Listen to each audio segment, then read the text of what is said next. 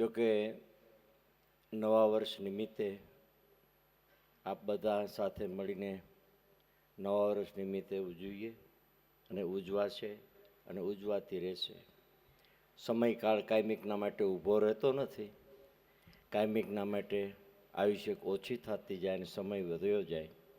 અને તિથિ તહેવારો જે સંતો મહાપુરુષોએ નિમા નક્કી કર્યા એ 16 વારને એક રતી, એમાં કોઈને શંકાને સ્થાન નથી. અને જેમ રશ્મિનભાઈએ વાત કરી, આપણને તો તૈયાર ભાણા આપેલા અને અહીંયા જે બેઠા એ દરેકની ગાંઠે લાલ છે, કોઈ કંગાળ નથી. અને જે સદગુરુએ આપણને રસ રેડ્યો, જે ભક્તિ માર્ગ કાયમિકના માટે ઓળખાણ કરાવી, અને એનાથી જગતમાં કાંઈ માટે બીજું નથી નથી અને નથી. એટલે જાણે જગમાં હું જીતી બેઠો ઉંદર પીળા છે કાપમાં, એક ધોરો ઉંદર કારો ઉંદર આયુષ્ય રૂપી ઓછું થતું જાય છે. સમયકાળ ઊભો રહેતો નથી, કાયમિકના માટે ચાલ્યો જાય છે. માટે શું કરવું ને શું ન કરવું એ આપણે લક્ષ્ય. જોકે આપણે તો બધા ગુરુના બાળક છીએ, એટલે આપણને બધો ભક્તિ માર્ગનો થોડીક વાત કરીએ તો જાજી સમજાય એમ છે. નહીતર આમાં એમાં અતિશય કોઈ એમ કે અમે બહુ ભણેલા ને ગણેલા. હમણાં એક સમાધાનમાં હું ગયો હતો, એટલે બીજા સત્સંગી ભાઈ હતા, મને કે બાપા સત્સંગની વાત કરો. મેં સત્સંગની વાત અહીં કાંઈ હાલે એમ જ નથી. સત્સંગની વાત અહીં ક્યાં ટપો ક્યાંથી ઉપાડ કરવો કાંઈ નથી. ભણ્યા પણ ગણ્યા નથી. એટલે કદાચ ભણતર હોય તો તમારે ભક્તિ આવે એવું નથી. ભગવાન એના કરતાં અંગૂઠા સાપ અત્યારે સારું, આખો દેશે હલાવે ભાઈ. અને એની માથેથી સંતોના જીવનના અને સંતોના સાનિધ્યમાંથી અને એમાંથી પીએચડી ને નરસિંહ મહેતા માથે જો ઉગારામ દાદા, જીવણ બાપા, ભાણ રવિ ખીમ, ત્રિકમ મોરાર હોથી, લાભુદાદાના માથે એક આપણે લાભુદાદાના માથે એક રેખાબેન કરી, એને આપણે જૂની ટેપ આવતી ને કેસેટ, એના ભજન સાર ઉપરથી એક પીએચડી થયા છે. ઉગારામ દાદા વિશે પણ ઘણા પીએચડી થયા છે અને હજી કાર્યક્રમ ચાલુ પણ છે. ઘણા ઉગારામ દાદા વિશે પણ આપણા ઉગમ ફૌજ વિશે પણ નિબંધ લખેલા છે. લાભુદાદાની ઉપર પણ નિબંધ લખેલા છે. એટલે એ ચાલુ છે. પણ એ જે સંતો છે એ કઈ કોલેજમાં ભણ્યા? ગુરુની કોલેજમાં. અને ગુરુની કોલેજમાં ભણી અને કાયમિકના માટે આટલો પંથ કાપી ગયા. જોકે જેને આપણે અભણ કહીએ પણ અભણ નથી, એ ડબલ ગ્રેજ્યુએટ જ છે. અને એ ગ્રેજ્યુએટે કરીને આપણને કાયમિકના માટે અહીં બેહાડ્યા છે.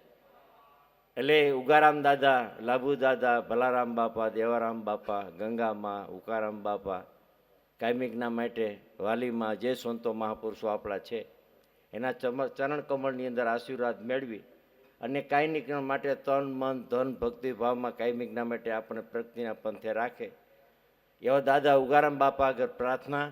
અને કાયમિકના માટે નિરોગી રહ્યો, તંદુરસ્ત રહ્યો, સદગુરુ કાયમિકના માટે ભજન કરો અને આગળ વધો. અને જેટલું ભજન થાય ને જેટલું મનન થાય. અને ઉગારામ દાદા એક શ્લોક પણ કીધો છે, ટૂંકી કડી કીધું કે ધર્મ કરે તે અંશ ધર્મી છે અને ધર્મ કરે અને કરાવે મહાધર્મી છે. એટલે મહાધર્મીના પણ આપણે દરેક સત્સંગી ભાઈઓના પૂન આપ્યા છે. એટલે એ કાયમિકના માટે તમે પણ પાળો છો એ જોઈને પણ અમને ખૂબ રાજીપો થાય અને રાજીપો પણ વ્યક્ત કરીએ છીએ. ખૂબ સદગુરુદેવનું કાયમિકના માટે સેવના કરો અને જેટલી ભક્તિ કરો, જેટલું ખેરાણ કરો એટલું આપણી માટે કાયમિકના માટે છે અને છે. એટલે નહીં જાવે જેને સાચા સદગુરુ સેવા એ નર નહીં જાવે. એટલે કાયમિકના માટે સદગુરુની કૃપા દ્રષ્ટિ કાયમિકના માટે આપણીમાંથી છે, રહેવાની છે.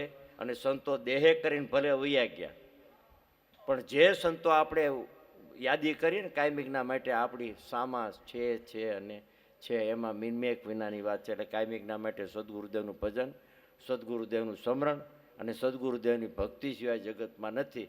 ઠીક છે, કામ કમાણી ઉધમ ધંધા, બાળકોને ભણાવો ગણાવો, શિક્ષણ આપો, ખૂબ કમાવો અને ખૂબ વાપરો. પણ વાપરો એ લેખે વાપરો. એ હું તમને કહું છું કે આડેધડ નહીં, પણ કાયમિકના માટે. અને ઘણાને ભાઈ જો સદગુરુદેવની દયા કૃપા હોય ને, અને એ છૂટું માયા કેને કેવી. કારણ કે માખીએ ધન ભેગું કીધું, નો ખાધું નો ખાવા દીધું. એટલે આમાં કદાચ ધન ભેગું કરવાવાળા ઘણા કરે છે, પણ ધન ક્યાં વાપરવું, કેમ વાપરવું. રામ રતન ધન પાયો. આપણને જે રામ રતન ધન પાયું છે એ કાયમિકના માટે ગમે એટલું વાપરો, ગમે એટલું ખર્ચો અને ગમે એટલું કરો, આ ખૂટે એમ નથી નથી અને નથી. એટલે ઓલા પૈસાની જરૂર છે, ખ્યાલ આવ્યો? કોઈ નાખી દેતા ને ઉકેડે બુકેડે, અને હોય તો વધારે મને આપજો ભાઈ. પણ એમાં આસક્તિ જીવ બહુ, દેશી ભાષામાં કહે ને કે એમનો જીવ છે ભાઈ. સોમે માયા ભેગી કીધી નિત્ય ભર્યા નાણાં, મુવા પછી મણધર સર્જે તાપર રાપ રૂંધાણા, માટે રામ ભજીને રાણા તારે ગુણ ગોવિંદના ગાણા. કેટલાય હાથ તાળી દઈને વેયાઈ ગયા ને કેટલાય માથે નાગ રખડે છે ને કેટલાય બંગલા એમના પીડ્યા છે અને કેટલાય વારસાઈ ખાતા એમના પીડ્યા છે. કોઈ લેવા જાય એમ નથી.